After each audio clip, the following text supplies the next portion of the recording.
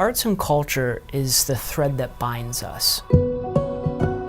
I guess it creates an identity. I'm the violinist, you know.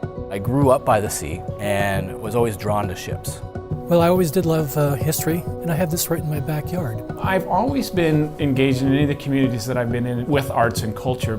I really found after moving back here that I was rediscovering the city that I had lived in my whole life. Coming back, I just saw so many hardworking people making a go of it here that I had this new appreciation for it.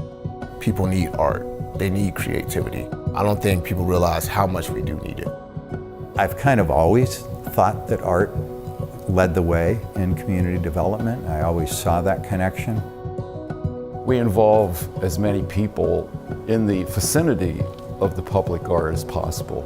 I was born and raised around the Little Italy neighborhood, and the revitalization that is happening there through the Sisters of St. Joseph's has brought vibrancy to that community.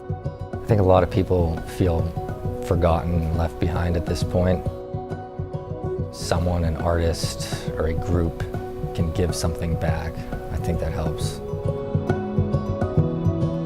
As a teenager, I connected to Erie's local music scene. That's really the first exposure I had to a sense of community. It exposed me to concepts and ways of thinking that really put me on a specific life trajectory. When we moved here, that was the opportunity to not only play my instrument solo, but with all those other instruments and have the experience of being in a symphony orchestra. It's invaluable. Participation in the arts teaches the soft skills that the modern workforce is looking for.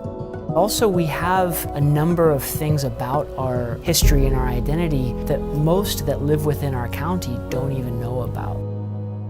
For a century, Erie, Pennsylvania and the surrounding area was really center stage of the world politics, and we lose track of that. This is a good way to bring that back to the people of Erie. The Brig Niagara is such an amazing and unique thing for Erie to have. I think that draws people in, not only to work here, but also just visit. We have some really remarkable stories that are just waiting to be told. If you can get individuals to invest emotionally in a place, then you can get them to invest financially in a place.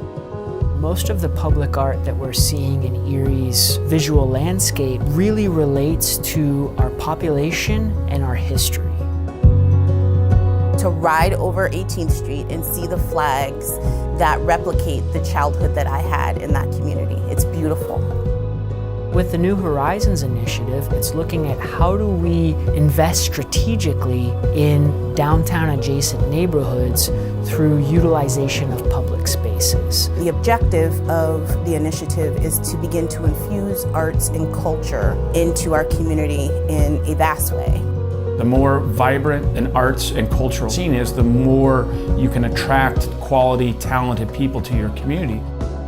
Arts and culture play a massive role in childhood development, in community development, in neighborhood development, in economic development. Arts is what matters. We can't be successful without it. And since this community has it, we have a luxury that most places don't. I just don't want the people of Erie to get discouraged. It's really important that we realize that there's not one perfect Erie.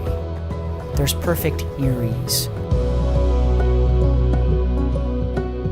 I think at the end of the day, we all are looking for our tribe.